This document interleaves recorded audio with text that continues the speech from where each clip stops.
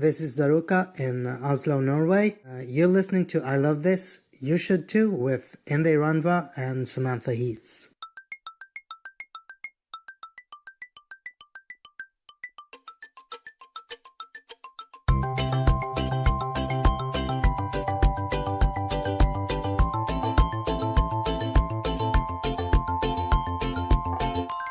Welcome and happy Halloween out there. My name is Indy Randhawa, and here's Sammy. No. And with me is Samantha Heath. Hi. Welcome to I Love This, You Should Too, and welcome to the Overlook Hotel. As we go through the labyrinth of corridors, maybe it's representative of the human mind, maybe it's a labyrinth and there's a minotaur in there, who knows? The only thing we know is there's always more questions at the Overlook. Wow. That was my little intro about The Shining. Oh, so this is a podcast. It's called I Love This, You Should Too. We're talking about The Shining this week. How it works is Samantha had never seen The Shining. I forced her to watch it at not gunpoint, at like remote control point. I just suggested, and you were like, yeah, cool. So before we get into our discussion about the 1980 Stanley Kubrick film, The Shining, should we talk about what we're drinking tonight? Yes, I have a flight of drinks right now. Oh, yes. We'll talk about the beer we're drinking. Yes. So we are drinking one of our new home brews, which we brewed in honor of this year's hotel-themed Halloween party, and also the fact that we're watching The Shining, and that we are being the Shining twins. So, Indy, what's it called? It's called Red Rum Amber Ale. It's pretty tasty. So before The Shining, did you know that red rum was murder backwards? No, I did not. That's such a good reveal. Oh, I can't believe you didn't know that. That's awesome. No, I might have even gasped a little bit. So for all of these episodes, when we go in depth into a movie, it is a spoiler zone. We're going to be spoiling this movie. So much spoil. Also, it's been out since 1980, so just go watch it if you haven't seen it. Pause now. Yeah. Go watch. And also, we might spoil the novel as well, which has been out longer than that, so, just read it. Just read it. And I feel like you'll be fine if you read it. So I've read the novel. I don't think we'll talk about it much, but I think I'll bring it up a few times because it's important where Kubrick would delineate from the novel, how he's different. The choices that he makes kind of make them important choices, I think. I'm interested to hear what is different in the novel. So much, but I'll only talk about a couple of them. Okay, sounds good. Are we ready? Are we ready to get into The Shining? I'm ready. Let's do it. So we always start off with, I love this movie. Did you? I loved it. Oh, is that our first one? I think it might be. I think this is our first I loved it. I loved it. I think it's kind of dated, but I really enjoyed it once I got past how dated it was. Did it hold up for you? I don't want to say anything slightly negative because you gave the first I loved it, but I was going to walk back my opinion a little bit. Oh, really? Don't get me wrong. I loved it. It's a great movie. But going into it, I unequivocally said, this is the best horror movie ever made. Oh. I'm not sure. So before the other night, I hadn't seen this movie in 15 years. I didn't realize it had been that long. Oh, right. But I saw it for the first time as a teenager. I watched it again in university, and I haven't seen it since. Wow. I'm pretty good at remembering movies, and I think I did. I wasn't, disappointed or anything, but I think so much of it is I can't get scared in movies easily. And I can't get scared in something I've already seen. Right. So watching The Shining without anything scaring you does take a bit away from it. Okay, I can see that. So nothing was scary to me, so maybe that's why I don't think it was as great as the first time I saw it. I found it terrifying. It was terrifying. And this time, nothing scared me, and I was really trying to get scared, but I'm just dead inside, I guess. No, cold dead heart. Yeah. Well, that makes me feel like I've put too much excitement into my I loved it, so... Oh, don't worry. I'm just gonna... The more I think about it, though, the more I'm like, oh, yeah, maybe it is the best movie ever made. I feel like you're gonna get into all the themes and everything, and you're gonna be like, never mind. It's so well constructed, and I won't take anything away from that. And when I say I'm walking back my opinion, not that it's a great movie, I just think that maybe it's not the best horror movie of all time. Right. Quite still possibly is, though. Indy, do you have a favorite part of this movie? That is a tough one. But the first thing that jumped out to me is that very famous scene of Jack backing Shelley Duvall up the stairs and the performances of the two of them. If there's a favorite moment, it would be that. But if there's a favorite thing in this, it's so big that it's hard to pick one, because just how scenes are constructed. The visuals of this film, and not in some like CG type of way, just how everything is placed on the screen in front of you is done so meticulously and so cleanly that it's just beautiful. Okay. So that's probably my favorite thing. What's your favorite part of The Shining? So my favorite part of The Shining is the way that they made everything feel really, like I have often talked about how I don't enjoy the anxiety that happens during a horror movie, but I actually kind of enjoyed it this time. I think it was really well done. Mm-hmm. I liked when he has the bad dream before they've even left for Colorado, before they leave for the Overlook. Danny sees a flash of the twins and some other stuff in the hotel, and it really sets the scene. And I think I already knew as well going in that the twins were at the end of the hallway, and they say, "Come play with us, Danny," and because I think I've seen like parodies of it. Mm-hmm. And I really enjoyed the way he was kind of tearing around the hotel on the bike. And that happened a couple times. Oh, that scene is fantastic. But then when it actually happens and he sees the ghosts, every time that he didn't see the ghosts, I was so anxious and like I felt scared and like nervous. And I really enjoyed that, because that same scene that's very basic, he's just biking around a hotel on a tiny little bike.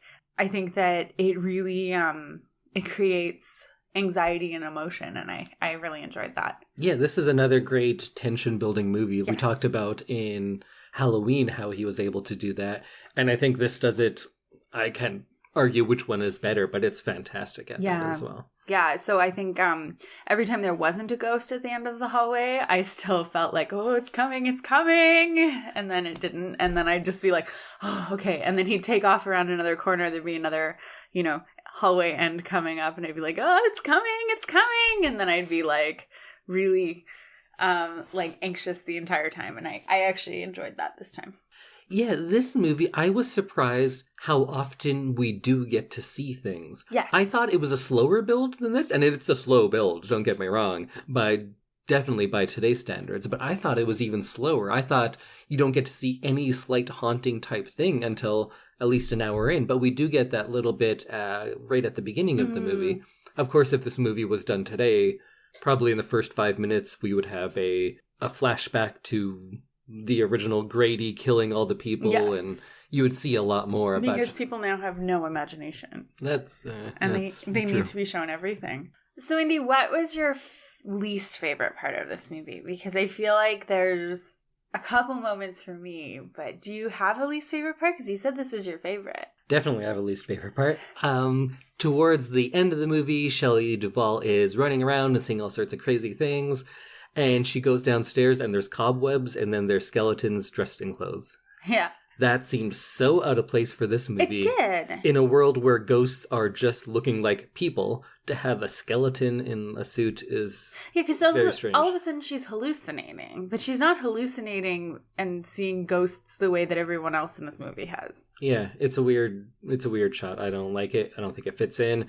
It makes it look like lots of other much worse movies when they're just like, skeleton and cobwebs, that's scary. Yes. It looked like a haunted house that someone does themselves. It's strange, and I wish they kind of cut that from modern releases of it. I feel like she could have seen the same thing that he saw when he kept going into the lounge. Like people in flapper outfits, because that would have scared her just as much. Terrifying. She's been alone in this hotel with her family for months, and all of a sudden she sees a ballroom full of flappers and like people who are from like the 1920s. It doesn't make a lot of sense to all of a sudden see skeletons. Yeah.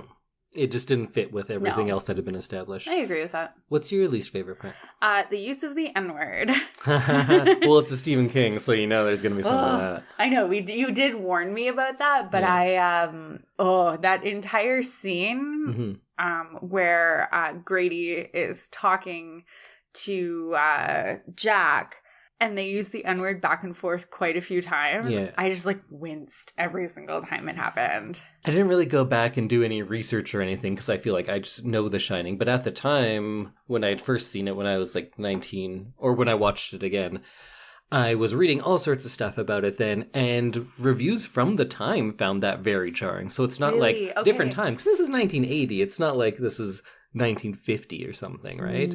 So it was strange for that time too.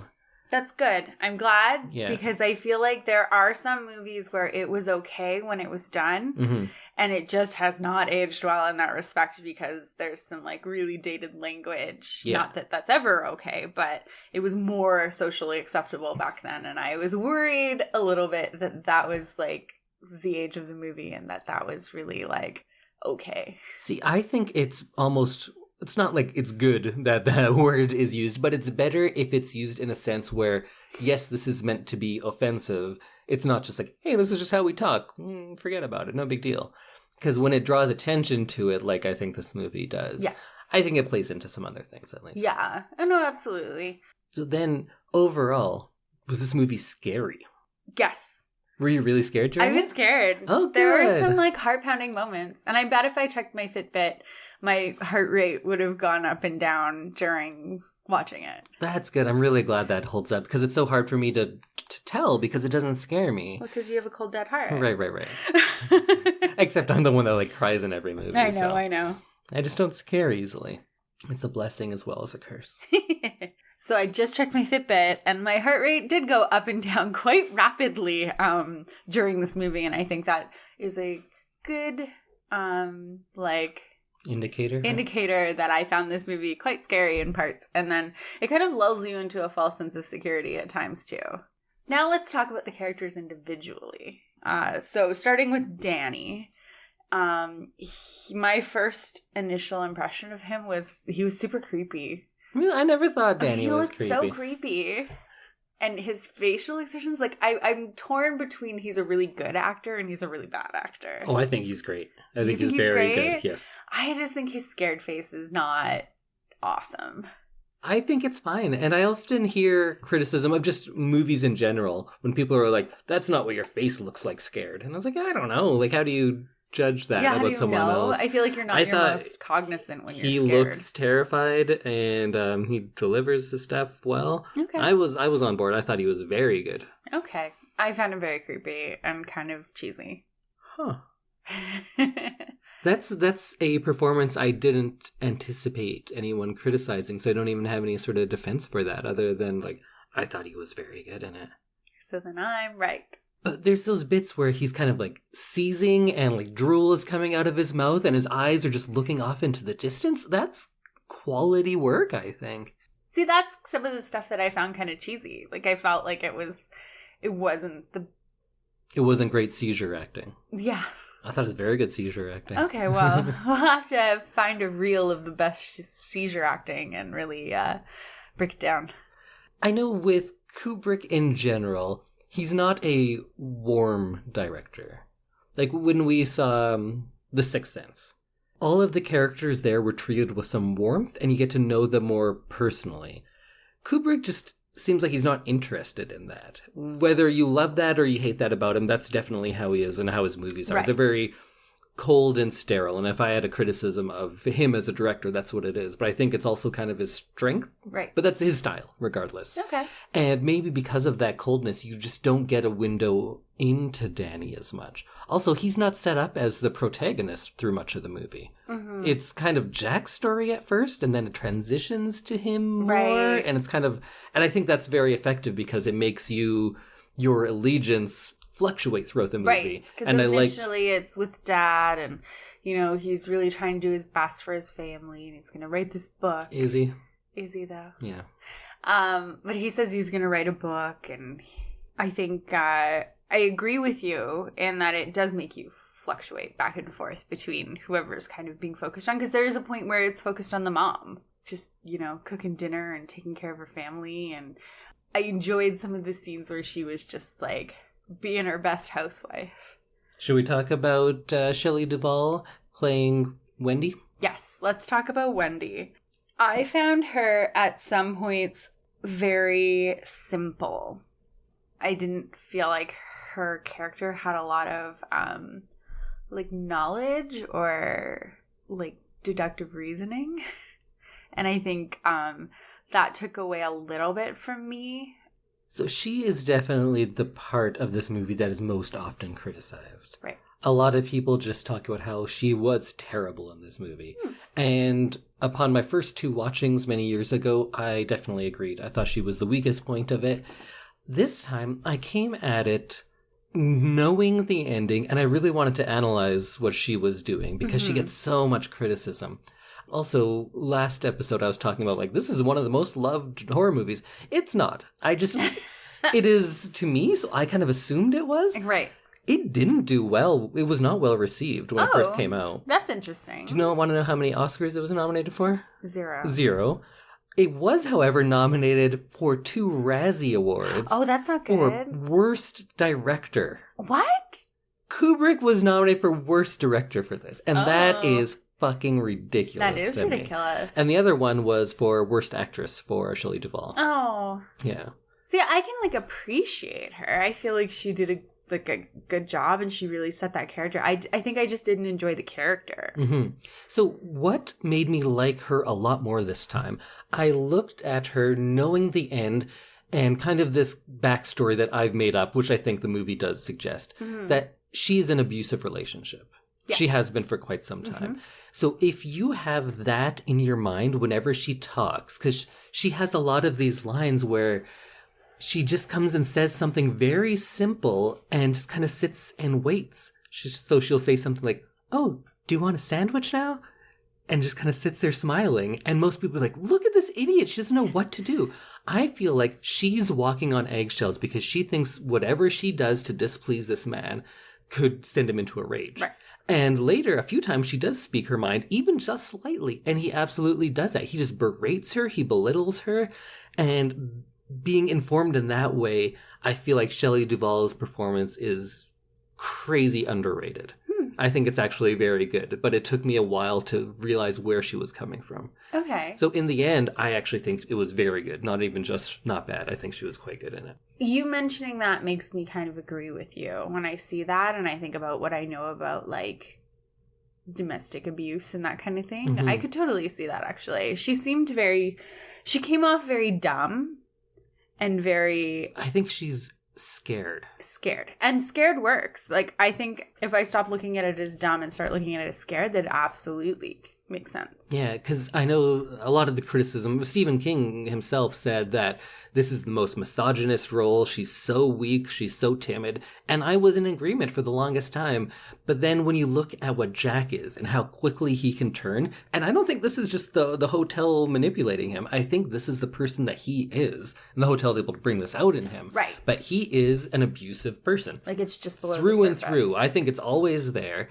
And you can see this play out when the times when how she talks to him, how timid she is. She's walking on eggshells this whole time. And then when he does snap, she just always tries to rephrase him "No, okay, I didn't mean that. I just meant..." And it's not that she's so weak and always trying to please. She's scared. She's scared for herself. She's scared for her son. And she has nowhere else to go. She's just such a lonely person. And she takes on a lot of childlike tendencies because her only friend is Danny. She has nothing else. Right. So I think that's why her performance is the way it is.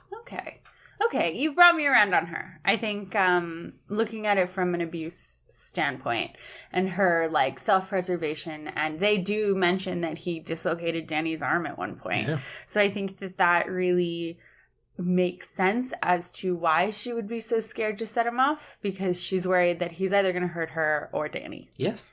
Yeah. And then at one point in the movie, she absolutely thinks that happened. And we only get to hear about the dislocated shoulder, but that's just because it came up with a doctor. We don't know how many more times this has happened. True. And I think that's a strength of her performance, is that if you look into it, and Jack's as well, that you can build this history for them by the way they act. You think that, that wasn't a one-time instance. This has happened many times. I agree. The moment where he pulls Danny onto his lap, Oh, that's such Danny an unsettling looks scene. so uncomfortable there. And I have that in my notes.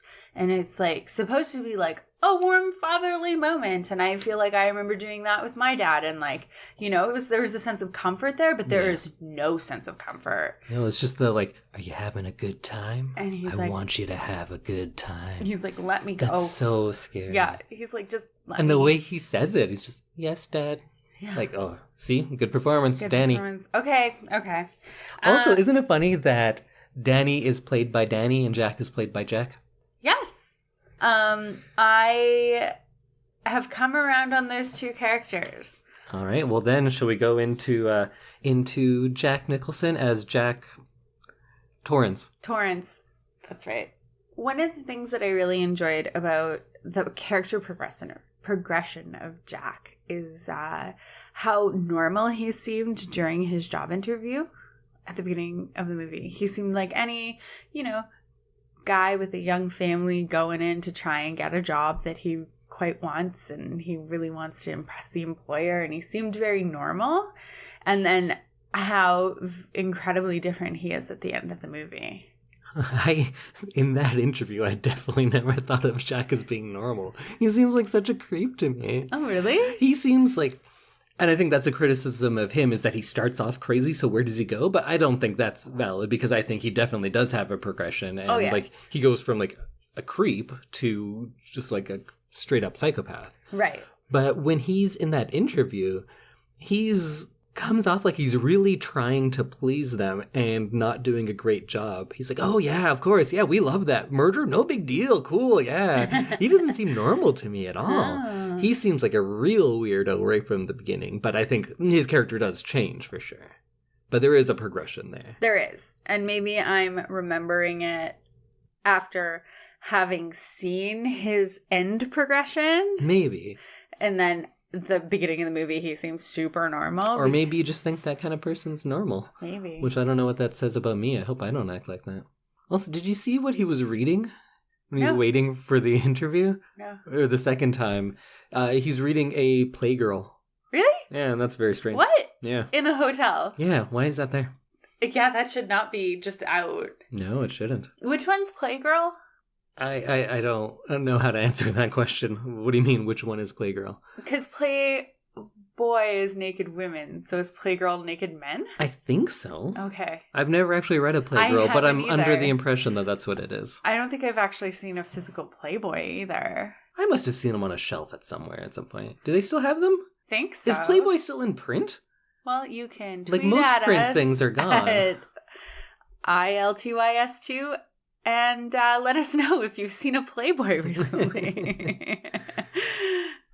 That is super weird, and I did not notice that he's reading porn, basically. Mm-hmm. Porn, like, of the time, that would have been, like, very scandalous. I think that's scandalous whenever. If there's a hotel lobby that just has Playgirls in it, that's weird. Yeah. Especially because isn't there children running around at the time? Yeah. Yeah. Yeah, it's a hotel. And so there's an article about incest that's featured on the cover. Okay, that's gross. Yeah. It's not like a how-to, but it's still like there. How-to on incest. So then, of course, being the movie that it is. So I guess you don't have context for this. So No, Kubrick is famously a perfectionist. Right. So much so that there was always rumors that he typed up all of those pages of all work, no play makes Jack a dull boy. Mm-hmm. That he personally did it. That's not true, but he did make people do it. He said, like, no, you can't photocopy it. Each page has to be unique. Right. And they're like, we're not showing all of them. He was like, no, we'll know. Everything. Because you see, like, 6 pages. Yeah. And maybe they all more. have different, like, spacings and stuff. Which was cool. I think that really added to just how crazy he is. Mm-hmm. In all of his movies, he's noted as a perfectionist. He makes people do crazy amount of takes. And when I say that, I mean he holds the world record for most number of takes. Really? So you know when Shelley Duvall's backing up the stairs? Yeah. 127 takes. Seriously? Yeah. Oh my God. And I think a lot of you out there might think, like, of course, that's a crazy number, but you don't realize how much time that takes on a set. Mm-hmm. That's not like a few hours. That's days. Yes. There's days of a shot. One shot. Not like scenes, not multiple takes of different angles of that one shot.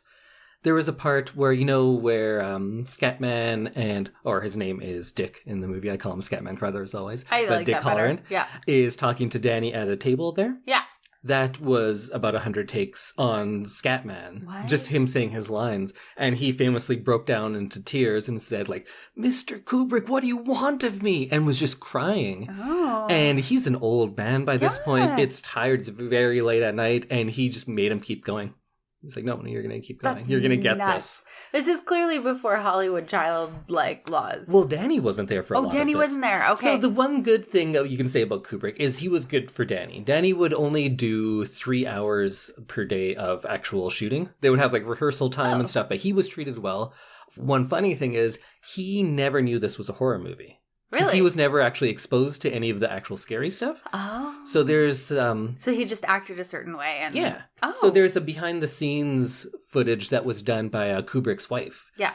And it's on the DVD and the Blu-ray and everything. Right. And I remember think I read about that. Yeah. seeing that many years ago, and it just like really made me want to make movies even more. So because the way that this was shown, it shows you like what it's actually like. A lot of behind the scenes things like, here's how we made this crazy composite with all of these orcs. Right. But this is just someone walking around while they're doing their stuff. And like people are arguing, it's taking way too long, the light's changing, and it's what it's actually like. Oh. I What want to was see I- that now. Oh, we have it. It's right over there. Okay. It's well, only like 35 minutes. We'll so. go over there and watch it.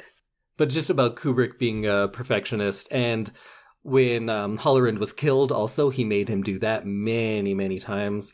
There's parts of it where Kubrick will come in and change the angles of boxes that are in the background. He's like, no, that's not good there, that's not good there. But that's why you have a lighting director. So also, he is like the most hands-on cinematographer. Huh. So you have a cinematographer who sets up the shots. Kubrick just does it himself. Oh. The cinematographer will do his stuff, but Kubrick sets things. He's a perfectionist. There's this one story that Jack Nicholson told, which I want to believe it's true, but maybe it's not. So they were walking, and I think it was a frog. This was in the United States at this point. Then Kubrick said, like, well, that frog shouldn't be there. It should be in Boston. And he got, like, some of his film crew to take the frog to Boston because that's where it looks better. What? Yeah. He also, like, wore a helmet whenever he would be in a car. He wouldn't fly on planes. Oh, actually, this is probably the best way to show you what how much he loves to control things and how much of a perfectionist and how everything means something to him. So, this big, giant, beautiful hotel we're shooting in? Yes. Do you know where that is? No. He made it. There's no hotel. He built it. Those are all sets in London. What? Because he won't fly, so he won't go to the US. He won't shoot there. He feels like anything that he finds isn't going to be perfect. He needs Right. to have complete control. So he sent people, I think there was about a year of them taking photos of hotels throughout America. Right. And then he had all of this built. These giant sets, all of it is built. This must have been such an expensive movie. I don't know that it was that expensive, but he had come off, like, the last 5 movies were just huge, huge successes. Oh, okay. So So, people were willing to Yeah, spend he money. can do what he wants. Right. He's Stanley Kubrick, yeah. So that's why later on we're going to get into some crazy theories, and if it was any other director, you'd be like, oh, that's just a mistake. There's a playgirl there, someone just forgot about it. But because he's such a perfectionist, because he picks these like specific carpets and everything, people attribute a lot more meaning to it. And a lot of the times it's crazy nonsense, but a lot of the times you'd say like, well, yeah, he made that choice. And if he's going to make that choice, like, why is he making that choice? Okay. And because he made the set, there's a lot of parts in it that are kind of impossible. Right. Like you were saying that you felt kind of just uneasy in a lot of the stuff. I did, yes. And when he's going through those corridors and stuff on his big wheel, Danny, Yeah. that is. Yeah. So if you actually map it out, it's impossible what he does. Oh, really? Like he would have made a circle and been in the same place. Oh. And with another director, you'd say like, oh yeah, they used a cut and they just didn't really pay attention to that sort of stuff. But I think it also makes it, if you're going through rooms and you expect one thing, even if it's at like a really subconscious level almost, and that's not there, and you're getting into a new place when you should have been in a complete circle, that's unnerving, and that makes you kind of uneasy without even knowing it, maybe. So I was thinking that the inside of the hotel was a lot like a hedge maze. Absolutely. There's definitely a doubling with the mazes. The inside of the hotel, you never really feel like there are movies that are set in hotels where you kind of get like an idea of the layout because the characters go to the same places every time. You get a good grasp on what's where. On sure. the floor plan, and you could probably say like, oh yeah, okay, so this down this hallway, it's over here, and this is over here down this hallway, and if you go in this hallway, you can make a complete circle back to the lobby and whatever. This, you never got an idea of the layout of the hotel. No, and I think there's good movies that set it up and you know where things are, and there's bad movies that there's no continuity to it. Yeah. Some might argue that this is in that category, but I think this is something completely different, that they know what makes sense and they subvert that to kind of mess with you. Oh, interesting. Like the room where he has his interview, that's in the middle of the hotel, but there's a window in that room. Yeah. How is there a window in that room? Yeah. It doesn't make any sense. No, it doesn't. And we saw on the other side, there's an impossibly big room on the other side of it, so that can't be the end of the building. No. It just can't be. No. So there's a lot of things like that where it just doesn't quite make sense. It's a hedge maze. There's also things that move around, like chairs move around throughout the movie. Yes. And yeah, perhaps it's just a continuity error, but with such a perfectionist like that, I think it's more likely either he does that to mess with you, or perhaps that he was composing a shot and goes, well, that chair doesn't look perfect, so I'm going to remove it. I think that's probably more likely. It's not as fun, though. That's fair. I definitely noticed some things disappearing in other shots from like time to time when we'd see it, especially in that big, great lobby shot where Jack has his desk. I think you notice things kind of coming in and out. Oh, yeah, the chairs move. His typewriter starts white and ends up blue. Yeah. So I think that also adds to just like the uneasiness. You never feel like you get a good grasp on anything. No, you're always on edge. Yeah. But I feel like something as big as a typewriter changing, getting replaced completely. Yeah. How would they not notice that? I think it's things like that that make me lend some sort of credence to all the crazy theories about this movie. So what did you find the most scary in this movie? I think the twins, they were scary. I didn't realize they were British also. Not that that was scary.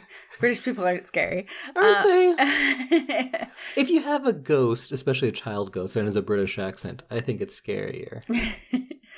I found it like really unsettling, and I enjoyed the way that they did all the shots when they were in there, and they like really focused in on his face and everything, and I think that made it even scarier. And I also really was quite scared during the scene where he goes to check out the lady in the bathtub.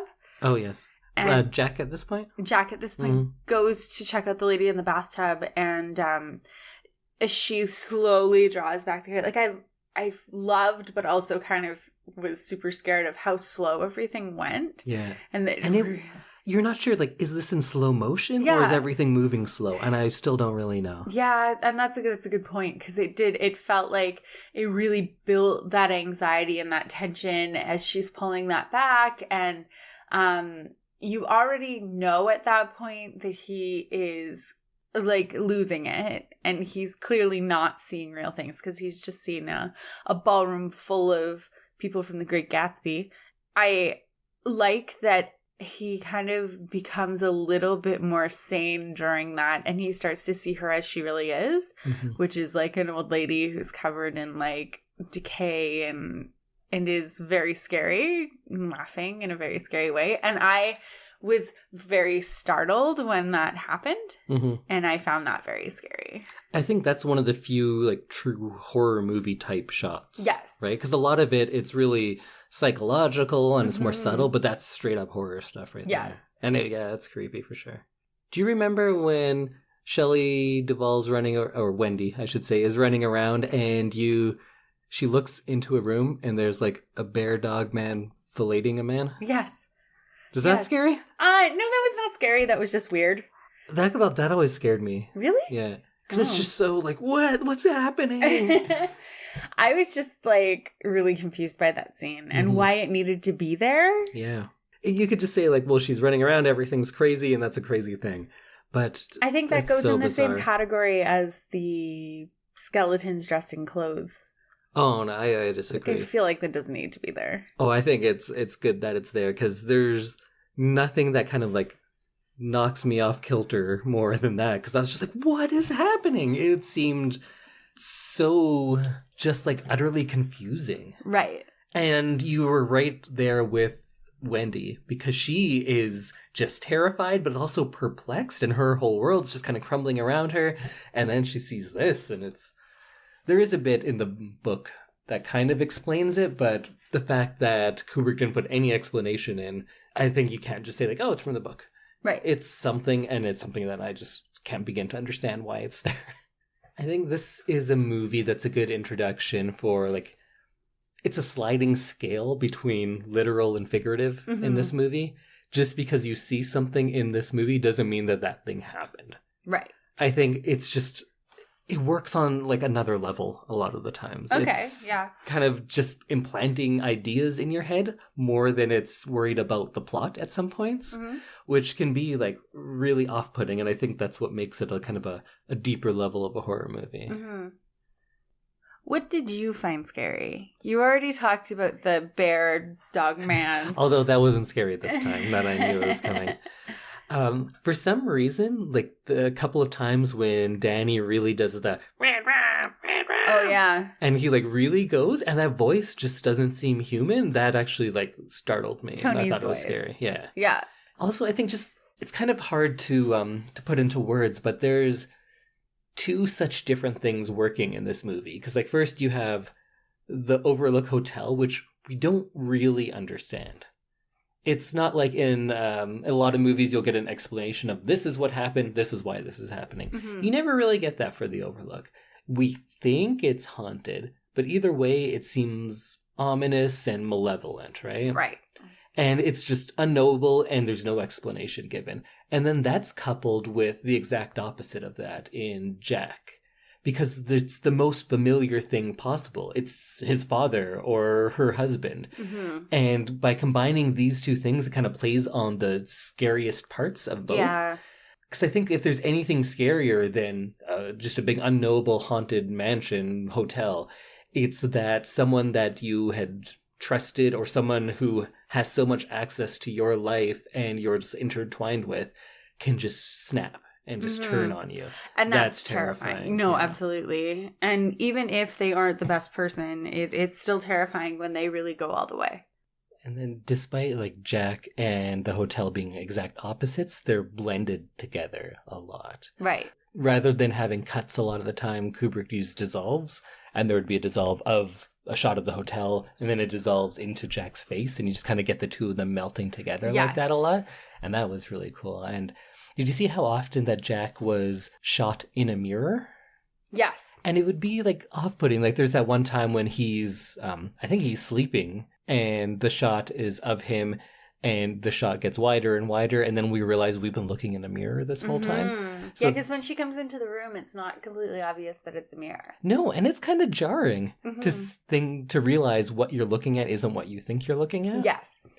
And it's useful in that, and it's also useful in just linking him and the hotel, because you're not looking at him. You're looking at the hotel. You're looking at a piece of furniture, and it represents Jack, because the two of them just kind of get lost in each other. Yes, absolutely. And the spirits and all the bad stuff that's happening in there, or that had happened in there. There's mirrors just all over this movie, and we can talk into like what they mean. Well, do you have any insights to any of this? Or else I'm just going to go on for like 4 hours. So get ready, everyone. Oh, part 3 and 4 of this podcast are coming at you. I didn't feel like mirrors were really out of place in a hotel, because I feel like hotels have a lot of mirrors. I think that's just like a thing. And I did enjoy when you got a good shot through the mirror. I think not knowing that red rum was murder backwards. I think that moment where you automatically, like when all of a sudden you saw it right through the mirror and it said murder, and I was like, oh! In that way, the mirrors almost act as like a gateway to the spirit world. Yes. Right? And something's trying to tell you that that's what's going to happen. Like, I feel like Tony, or whatever Tony is, was trying to warn them. that murder was going to happen if they continued being there. When Shelley Duvall, Wendy, was running through the hotel, there was a couple times where you saw her through mirrors and she just looked terrified. And you could tell that when she was talking to Danny, she was trying her best to be like a parent and to be kind of more calm. And she didn't always get there, but through the mirror, the couple times you saw her face and she was just absolutely terrified and losing it. And it also sets up like the idea of doubling, which is throughout this movie. Pretty much everyone has a double, except maybe Shelley Duvall. Right. So Danny has his Tony. Yeah. They're kind of the... And so we always call them the twins. They're not twins. No. They're said to be 8 and 10 years old. Yeah, they're sisters. But they look like twins. Yes. So it's just another idea of doubling and everything repeating itself. Yeah. The inside of the Overlook is doubled in the outside with the maze. Jack and Mr. Grady? So let's talk about that one. Okay. So Jack and Delbert Grady, do you think that's his double? I think so. Because like you said, he never had a sane moment in this movie. And I'm becoming more okay with agreeing with you on that. I think he definitely started out crazy and just got crazier as the hotel. I don't think he started out crazy. I just thought he started out as like, oh, not normal. He seemed weird and Like a a little creep. off, yeah. So we are told that the caretaker who murdered his family was Charles Grady. Yes. But this man is Delbert Grady. Mm-hmm. So it's not the same man. Oh, you're right. They have different names. Yeah, and that can't be an oversight. No. There's no way something that big got through. So I think the actual double is... So let me see if you're staying with me here, because I'm not even sure if this makes any sense to myself. If Jack is this Grady's double... Yes. But you'd think this Grady's double would be the other Grady. They have the same name. Yeah. So is Jack Charles Grady? Ah. And he is Charles Grady's double in that he is like another manifestation of him. Right. Because he's going to do the same thing. And after all, Jack has always been the caretaker. Yeah. Right? So he's always had that job, is what this Grady says to him. Ah. See? Doesn't it kind of make sense? It does. That's a good theory. So he kind of is that Grady. He Yeah. is Charles Grady. And Delbert Grady is his double then, I guess. But he's also his own double from another time. Right. And it kind of, that sounds like super crazy. But then when you look at the ending with the picture, then you're like, okay, well, they're already playing with that idea. Yes. That time here is fluid. It's perhaps cyclical, but it doesn't have the same meaning as in our world. So we're going back to episode 1 in that he was a ghost all along. Maybe. Sixth Sense. Ooh. Ooh. I don't think he was a ghost in like the strictest sense, Right. but I think it plays into the idea of things repeating themselves, specifically violence. There's chains of violence throughout this movie that are alluded to or shown directly, and I feel like almost the thesis of this movie is that violence repeats. Yes. That's kind of when I'm getting into my own head there, perhaps, but I think there's enough to support that kind of idea. And then, of course, other doubles, there's the young lady in the tub, and then she's doubled with the old one. Yes. Does Wendy have a double? I don't think so. I feel like Wendy is so much a part of the world of the movie almost. Yeah. Because Jack is definitely being influenced by the hotel. Danny has his Shining. Even Scatman has that. Mm-hmm. But Wendy's kind of like along for the ride, it seems. I feel like she's an innocent bystander in that. It seems like it. And she's just like, and that's why she reacts so badly to everything that's going on, is that like she doesn't have that other personality that she can sink into, or the other person who can kind of like tell her what's going on. She is literally just a normal person who is in this insane hotel world. Yeah, and she's so isolated.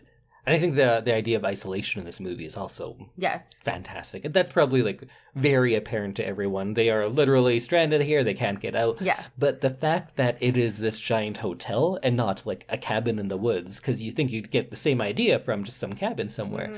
But this allows them to isolate each other as well. So each individual of these three characters is also further isolated. They're all trapped away from society. Yes. But because the hotel is so big and cavernous and like labyrinth-like, labyrinthian, is that a word? I don't And know. so labyrinthian, It's a word now. that they are isolated from each other too.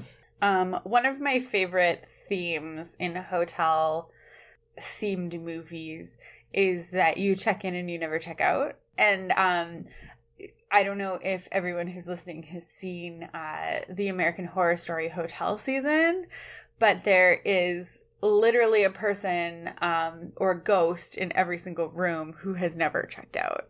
And I love the idea of like not just room 237, but every single room has some kind of story. And if you stay in it, you're going to get subjected to it. And I think that by staying in the hotel, they've subjected themselves to every single ghost in that place. Right. Well, Jack definitely is open to all of these other ones because, like, look at all the people that Yes. he sees, right? I think it's a ballroom full of people. Mm-hmm. And you wonder if is that ballroom full of people, was that a specific event? Or are these all different people and this is what they get together to do now? Right. Who knows? They're just bored. Yeah. Why would it be? I would be too. Just stuck haunting this hotel forever? I hope if I get to haunt a hotel, I have a really good outfit on. Yeah. Like, I don't want to be stuck haunting a hotel in pajamas. That's why you should always wear a sequin dress. I can do that. Just all the time. So you better get changed. Okay, well, I'll be right back. I really want to know more about the other ghosts in this hotel because they had a part in driving him to the point where he was ready to kill his family because he's seeing all these things and he's really losing touch with reality by seeing all these ghosts, and I want to know who all these ghosts are.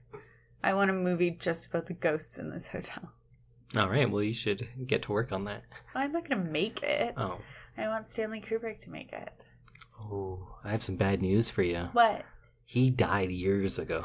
What? Yeah. What? Don't worry, he left behind some masterpieces that we're going to watch. Excellent. Okay. Are they about the ghosts at the Overlook Hotel? They are not. Oh, okay. Well, whatever. But you can't explain all the ghosts, because then you would get into, like, what I hate about all of the Halloween sequels. They go like, well, actually, this is why this happens. This is why it happens. Yeah, I guess the it could get pretty ambiguity is the convoluted. brilliance of it. True. Every scene in this movie, there's something ambiguous. There's something that you don't fully grasp, and that's what's great about it. Maybe we should just get into what do you think actually happened in this movie. Okay. So first question, are there ghosts? Yes. Are you sure? Yes. How can we be sure?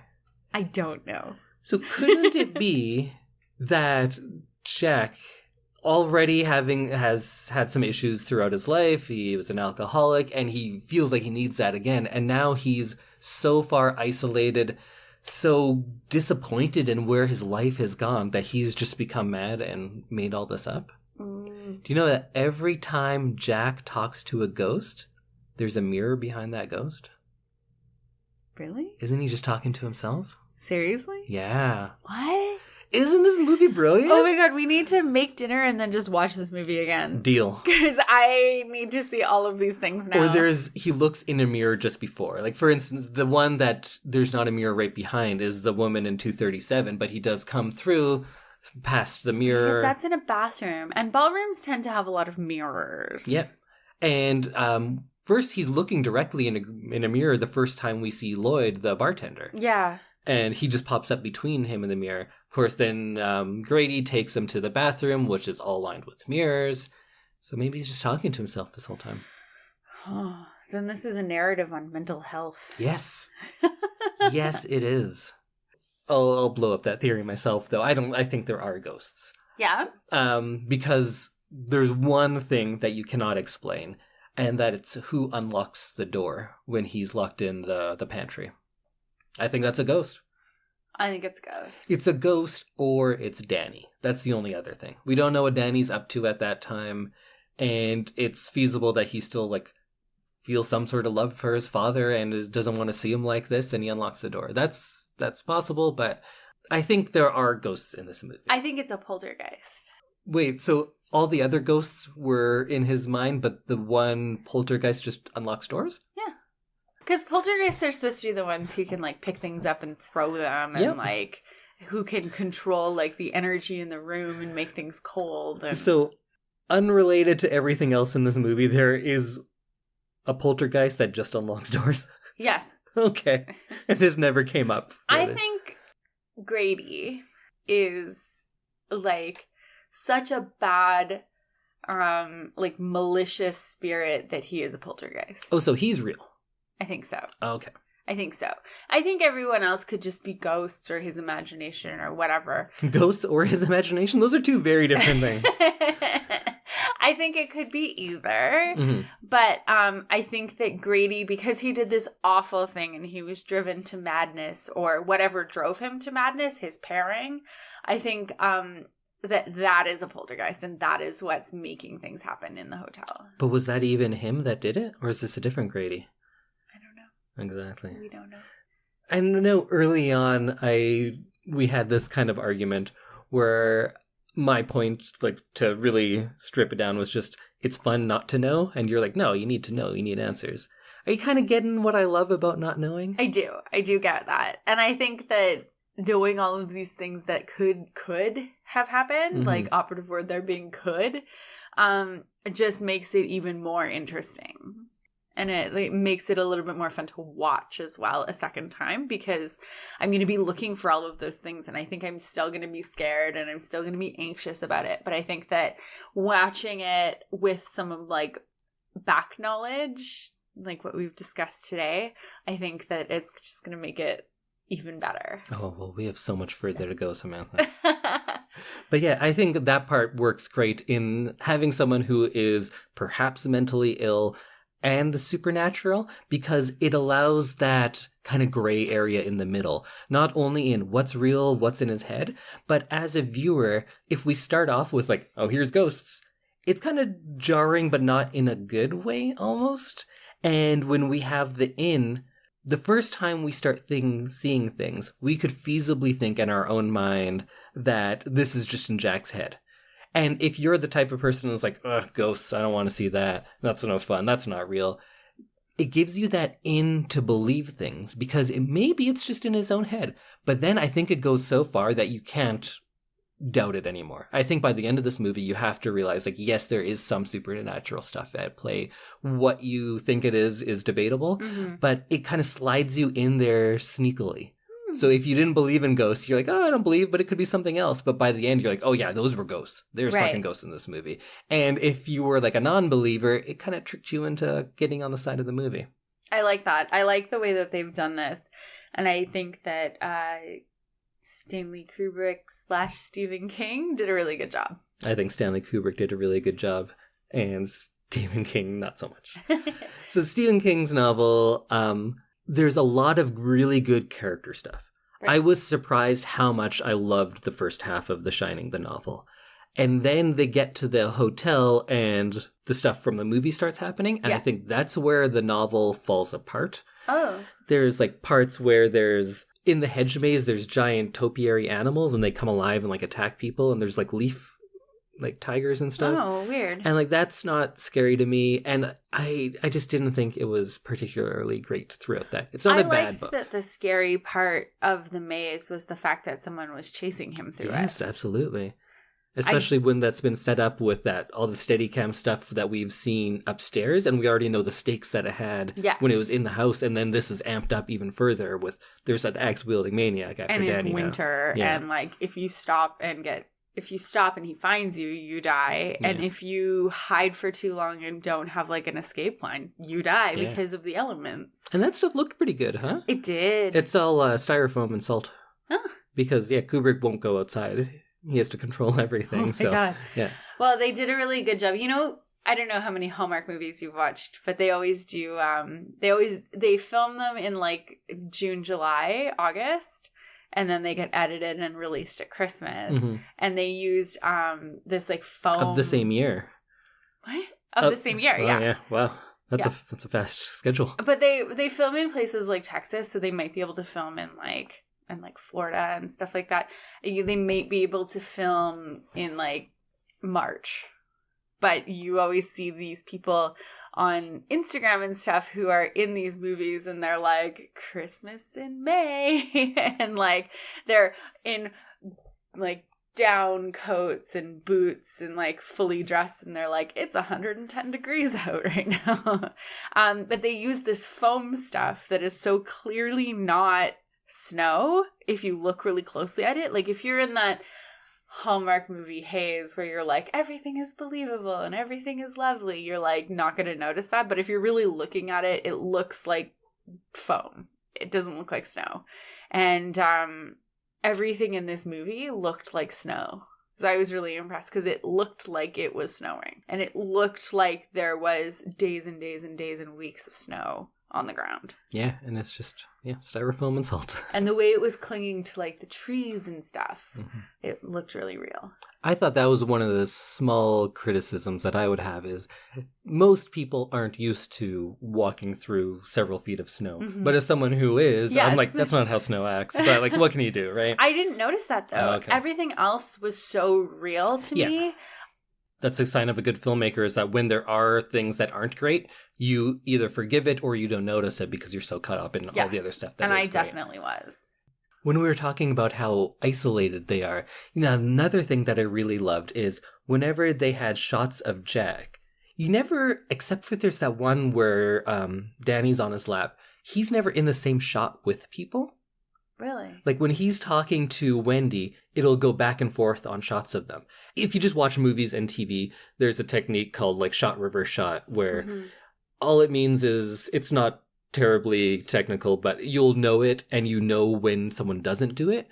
If there's a shot of you when we're talking, I'll often be in the foreground and you'll see a bit of my head and shoulder. And then a shot, and you're the one talking. Right. But you can see that we're talking to each other because of that. And then it'll reverse, and you'll see my shoulder. So it tells, so you know that the people are talking to each other. This doesn't do that. It'll often frame Jack, especially. He's just by himself. He won't be in the frame with other people, so he's just that much more isolated. And I love little things like that. They're just because he does those kind of things. That's why a lot of the really crazy stuff you can kind of see where people are coming from because Kubrick does play with these things so much. Your film nerd is showing. Yeah.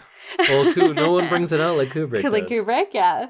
Do you want to hear about some of the crazy theories and we can shoot them down, or you can say like, oh yeah, that makes sense? I do. I'm excited about this part. What are your theories on like authorial intent? I don't know what that means. Like if the author, in this case Kubrick, if he intended something to be, or if he didn't intend it, does it still matter? Like, if he comes out and says, like, oh, I didn't mean this, does it still matter? I think so. Because I feel like something like The Shining or The Exorcist or any of those books, people have read and loved them so much that everything becomes part of, like, the canon. And there are people who say, oh, well, that was there for a reason. Yeah. And I think at some point it stops being the author's work and it starts being everybody's work. And like the mutual love and understanding of what this universe is doesn't really matter what the original intention was. Definitely. Like there was that whole kind of movement in more postmodern criticism of that the author is dead. Yeah. It doesn't matter what they wanted. If something is there, it's because it speaks to us, or perhaps the author did something without intent, but it was kind of, it's so a part of their culture that they just do it.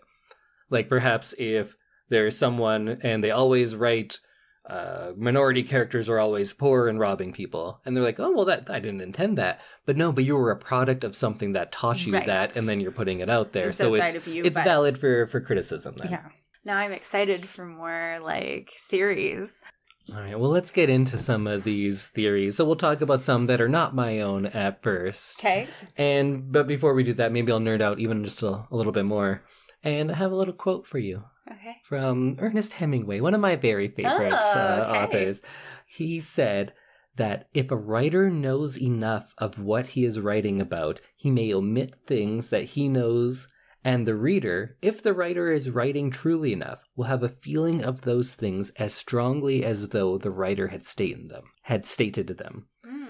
The dignity of movement of an iceberg is due to only 1/8 of it being above water. So he's just saying, like, you can say a little bit. If you know what you're doing enough, all of that other stuff is just going to come with it. And his example for this was like he was asked, like, what's the shortest story you could write? And he said, for sale, baby shoes, never worn. Oh my God.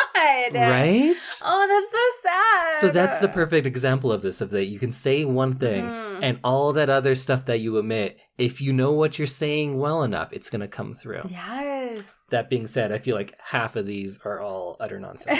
I'm excited. So we talked about how the movie has doubles. Yes. There's doubles all over the place. If you play the movie superimposed over itself, one forwards and one backwards, it all kind of like syncs up. So some people are saying this whole movie is meant to be, it's like front and back, and that kind of goes with like time not being terribly important and being fluid and cyclical, that this movie plays as well backwards as it does forward. If you ever watched it like that, and I may have many years ago. Have you? You get to see some crazy things, like when Jack like looks crazily, you see the flashes of the girls being killed in his eyes, and like there's all sorts of like really cool stuff that lines up like that. Can we do that? I guess like maybe you need to get like probably super high or something. I think that's the time for this. Let's get super high and do that. All right. But I think that's like people playing Dark Side of the Moon and Wizard of Oz. Like, right. Sure, it kind of works, get, but so you know how the moon landing never happened, right? What do you mean? Yeah, people never landed on the moon. That was just a hoax. Oh, yeah, that's right. Yes, no, that's a well-known hoax. We should state, because since things like this are up for debate these days, we do believe the moon landing happened. It happened. We all saw it. But at the time, a lot of people said it did not happen, and still people say that. But at the time, most often, it was attributed to Stanley Kubrick, that he was the one that filmed all of that stuff. Yeah. So that's a part of, because he had done a movie called 2001: A Space Odyssey, right? Which is very famous, even if you haven't seen it. And a lot of the techniques that he pioneered in that were so revolutionary that everyone assumed, like, oh yeah, he also did the space landing footage. Wow. And The Shining is his confession. Oh. So we have Danny's wearing his Apollo 11. Oh, I loved all of his sweaters. Yeah. That was another favorite part of mine. Was all of his adorable little, like, 80s clothing that was just, like, it was so cute.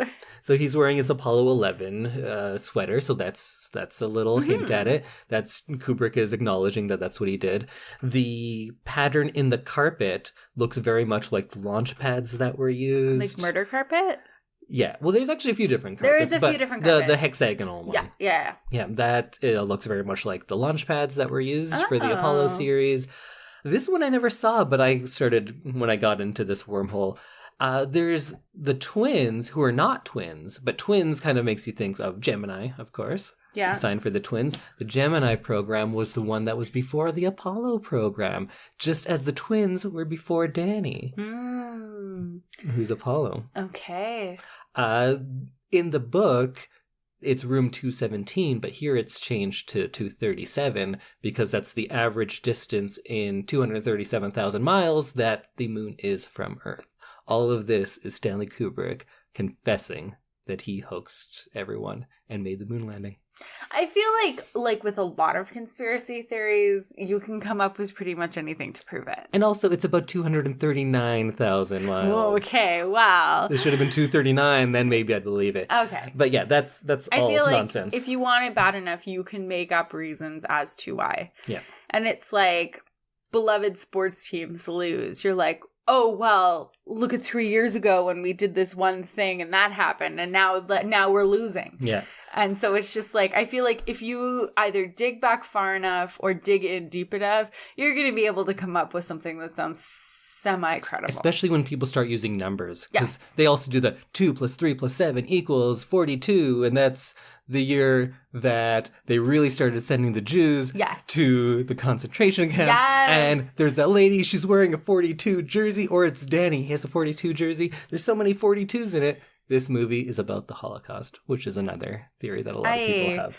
I feel like you can get a theory on anything just based on like. But the you typewriter digging was a enough. German brand, and the name means eagle, Nazis. Oh my god.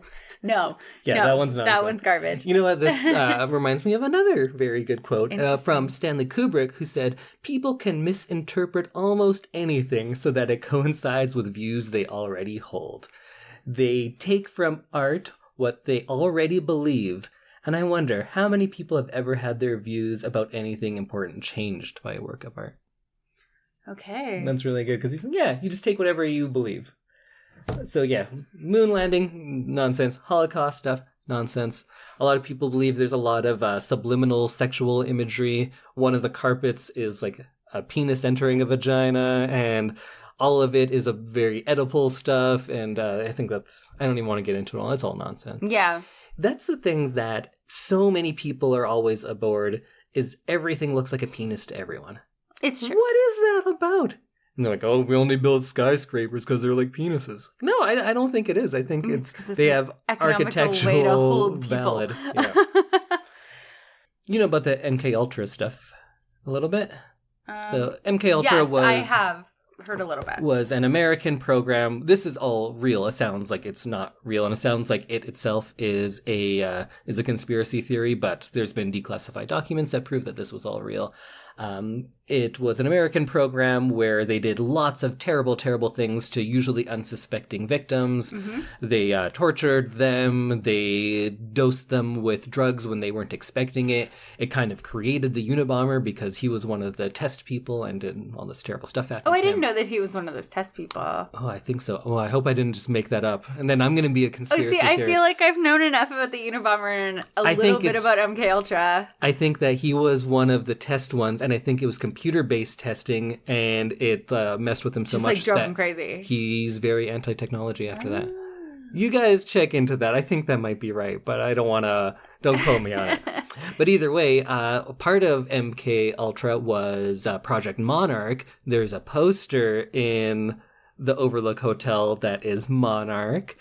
Just like these unsuspecting Americans, Jack is being slowly broken down until he eventually goes insane. Interesting. It's all an apology for the MK Ultra program. Is the having to take care of the hotel over the winter like an MK Ultra experimentation?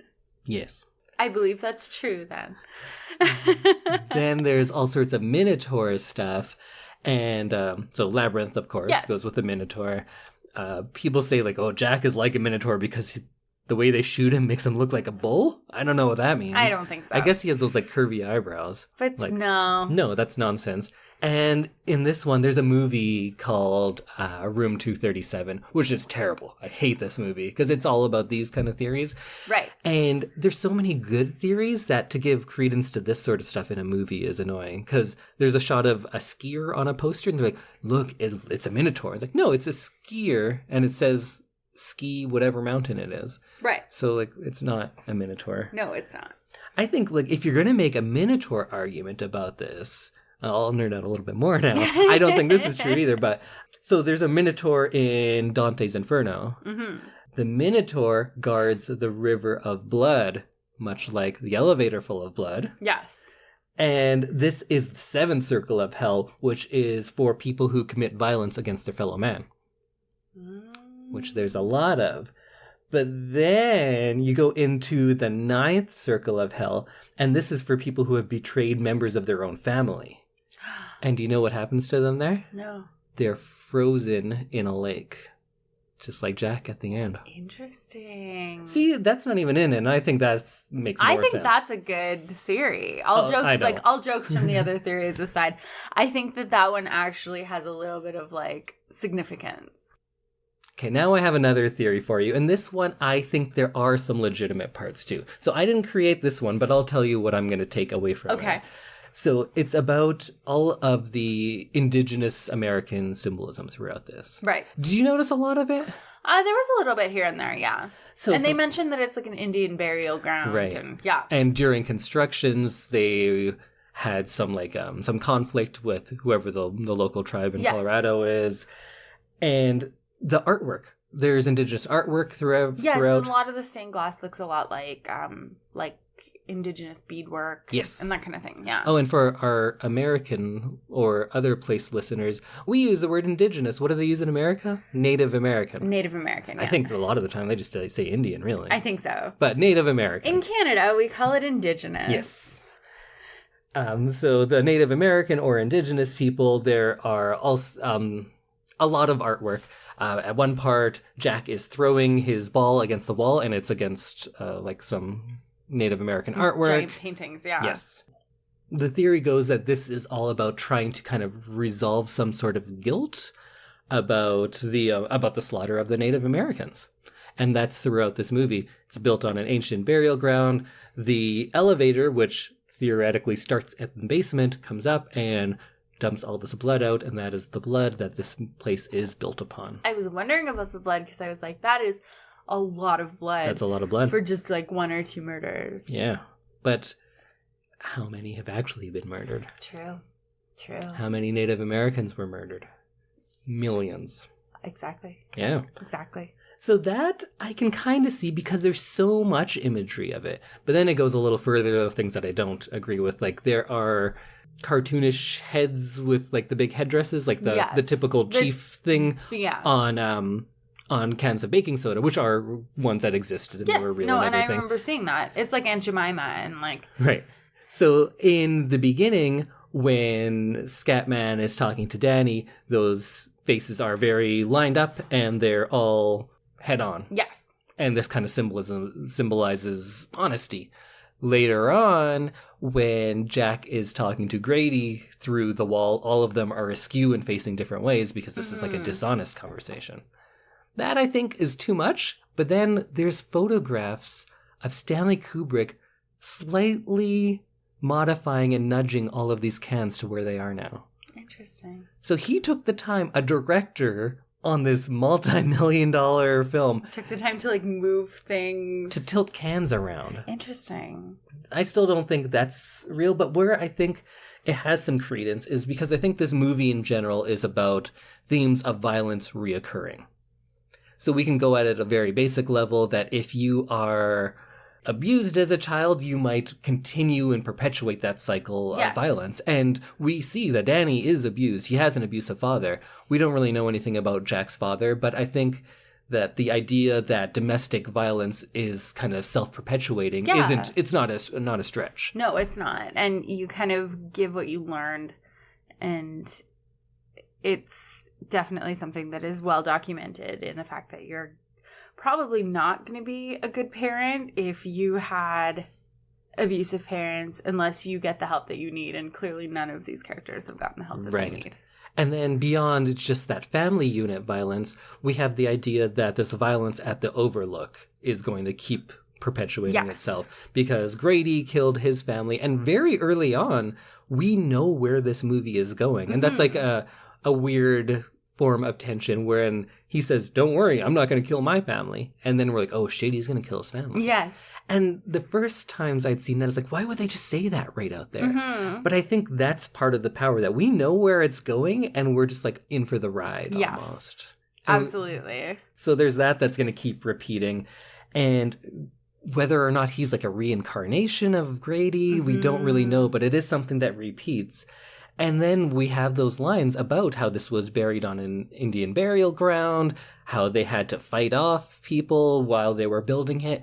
So it's showing you that America itself is built upon this violence, and that violence is going to keep continuing. Yeah. So that's what I think is real, and it's not always about like dishonesty and treaties broken. I think it's about how America is built on violence. That violence continues. These families are built on violence, and that violence is going to continue. Yeah. One of the changes that Kubrick made is that in the novel, the Overlook explodes in fire and all burns down. Oh, really? And that is very finite. It's over. All of this is over now. But here, the Overlook is fine and Jack freezes. And when you think about freezing, it's not the end of something. It's just, you're just going to thaw it and do it all over again. It's true. It's left to perpetuate the cycle again. Yeah. I like that one. I like that theory. He changed something to the exact opposite. You feel like he has to have done that for a reason. Yes. And it's not like freezing is more cinematic. It's quite the opposite. No, I right? did not enjoy seeing his face all frozen. I Yeah. feel like we could have had like a really far panned out shot of him sitting in the hedge maze frozen. Did it like you thought it wasn't well done, or It was creeped you kind out? of cartoony. Hmm. Like I didn't think it was well done. I think a farther out, leaving you to like, oh yeah, he's dead, he's frozen. Like I didn't think we needed to see his face and his eyes open and everything like that. And then if you're following this line of how like America was built upon this violence, there's a lot of American symbolism throughout it as well. Like for the first half of the movie, Danny and Wendy are almost exclusively dressed in very bright red, white, and blue. Right. But then as things get worse, they start losing that and they start getting into more of the muted tones. Perhaps that's just a coincidence, but it seems like there's definitely a lot of that at play. The use of color, I couldn't quite figure out where they're going with it.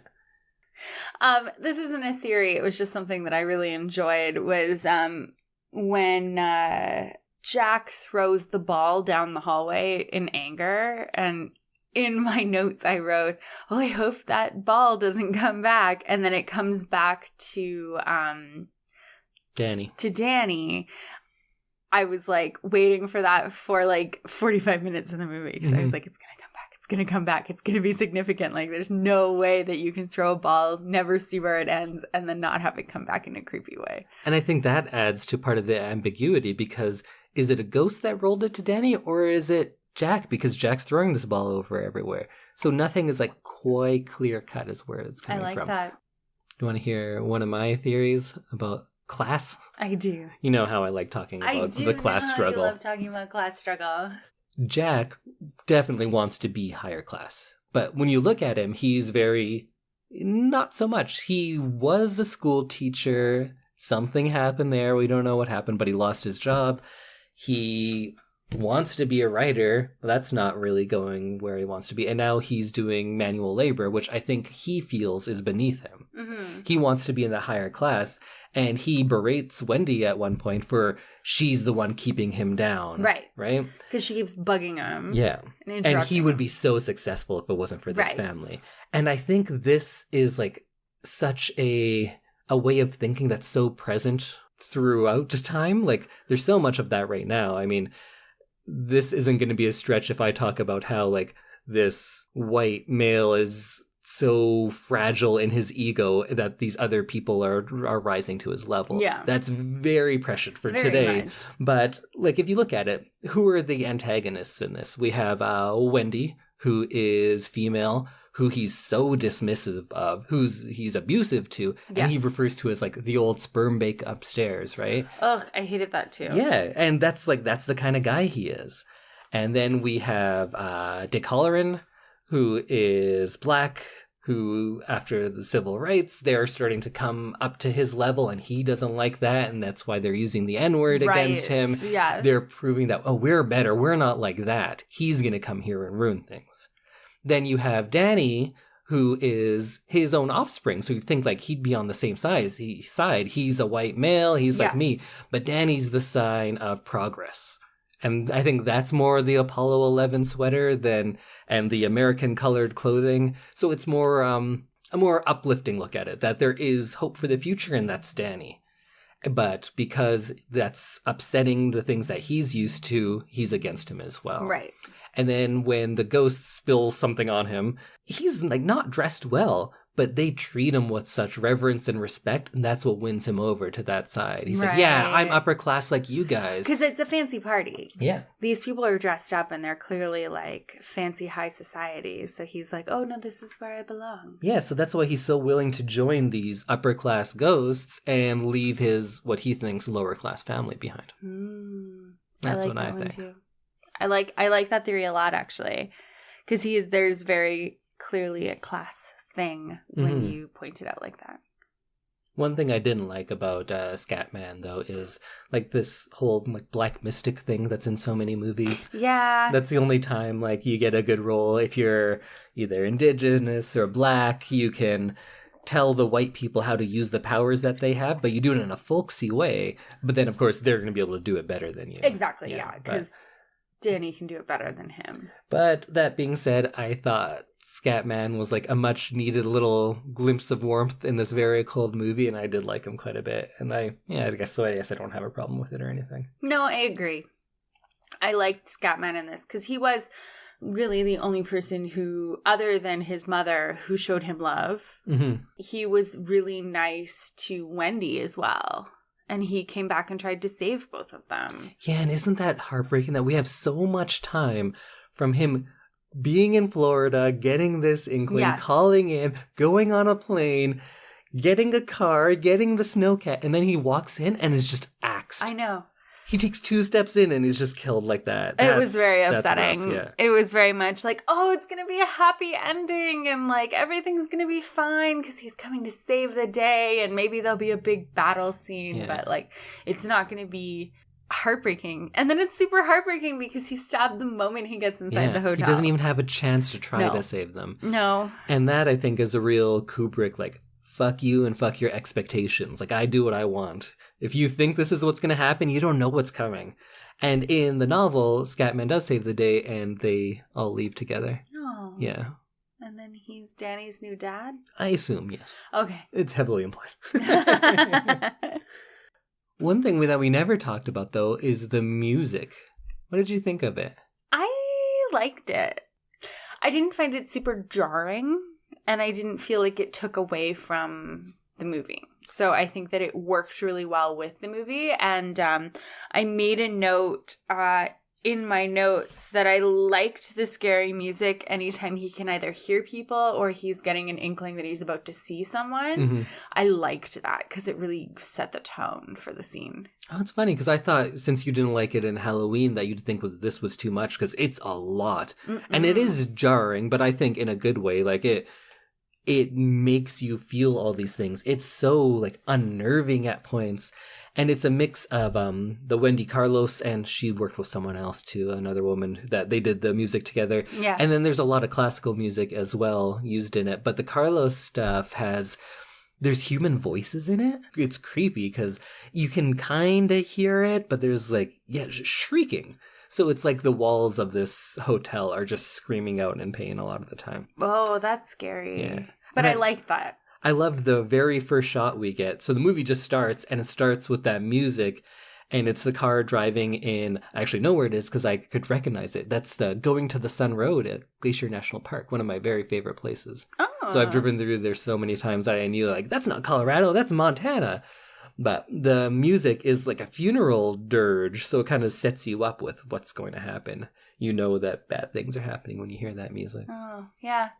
And I feel like that really puts you back. Like, even if there has been a whole bunch of, like, feel-good scenes, one right after another, and maybe you're kind of getting lulled into a false sense of security, like, everything might be okay, that music comes back on, and you're, like, instantly back in that moment where you're feeling anxious and scared. Or every time there was a title that just said Wednesday, the Yes. music would be just, like, right in your face and terrifying. No, I really liked the music in this one. And I know one of the songs, one of the classic pieces that's in it, it was written for the bombings of Hiroshima and Nagasaki.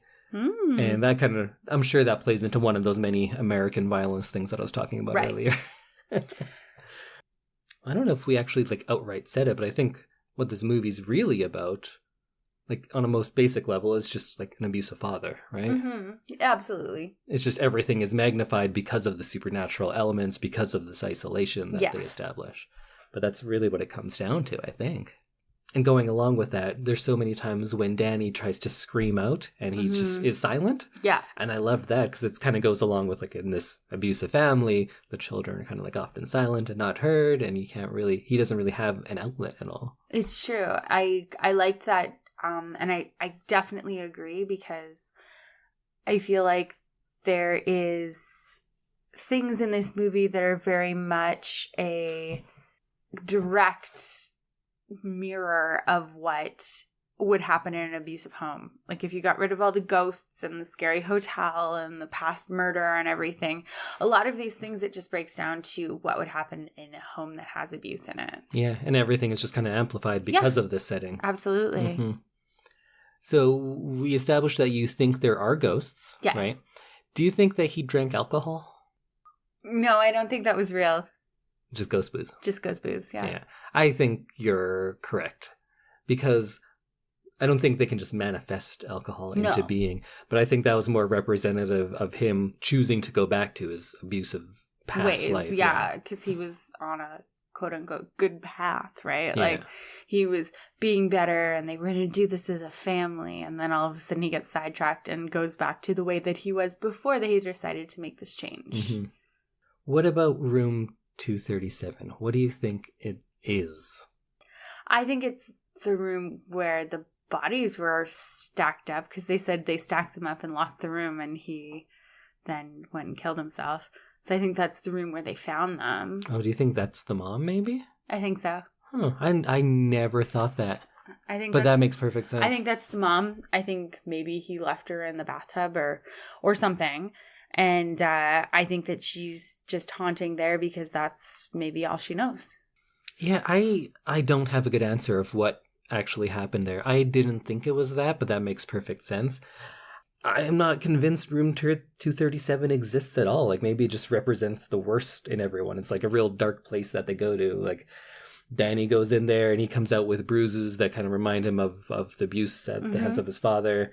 Then when Jack goes in there, it kind of sums up what happens to him throughout this story. Yeah. Like, first, he's completely seduced by what the hotel spirits have and what they show him, what they look like, just like he's seduced by this beautiful woman.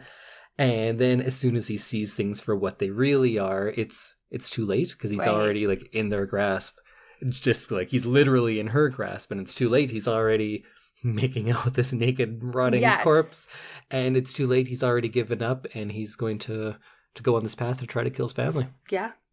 Well, you know what? This is like the longest episode ever. I have more notes. I say we just skip them all and let's wrap it up. Okay.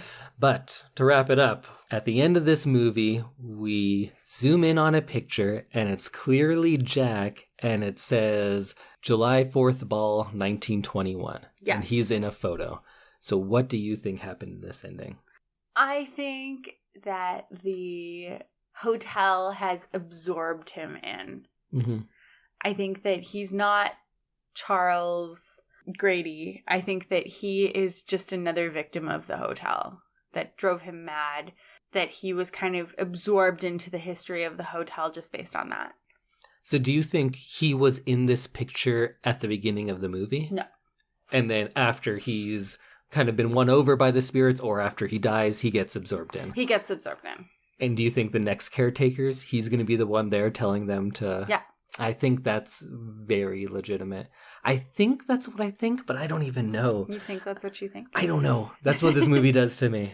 I think that's the mark of a good movie, though, is that if you really don't know and you have all these thoughts and you end up thinking about the movie for a really long time after, I think that's a good movie. I think it kind of goes into what I was talking about the history of violence repeating itself. Mm-hmm. And he says he's always been the caretaker here. When he comes in for the first time, he says, like, oh, I feel like I've been here before. It's the strangest deja vu.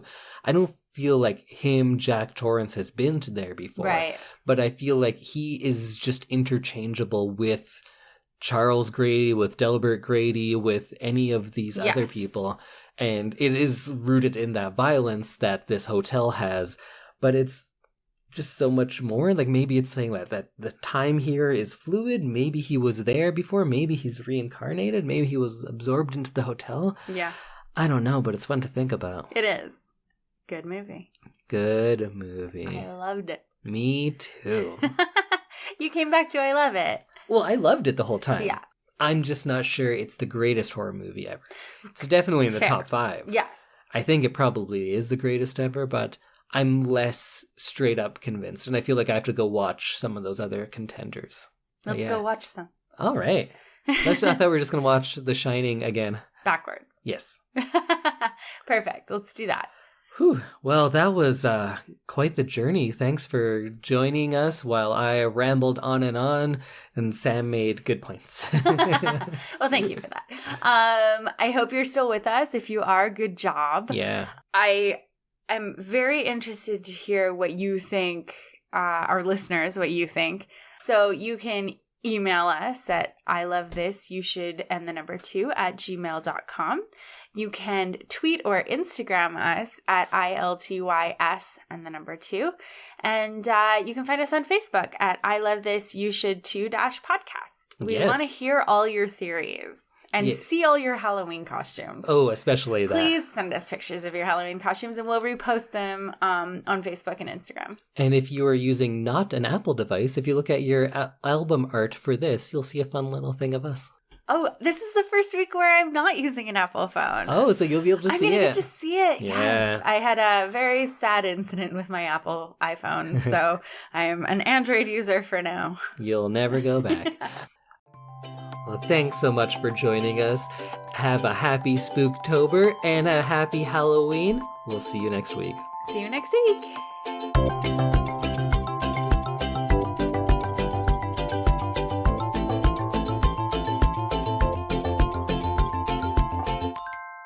Enjoy the rest of your time while you are awake. That was weird. Okay. Let's try it again. Do you want me to say goodbye? You say goodbye.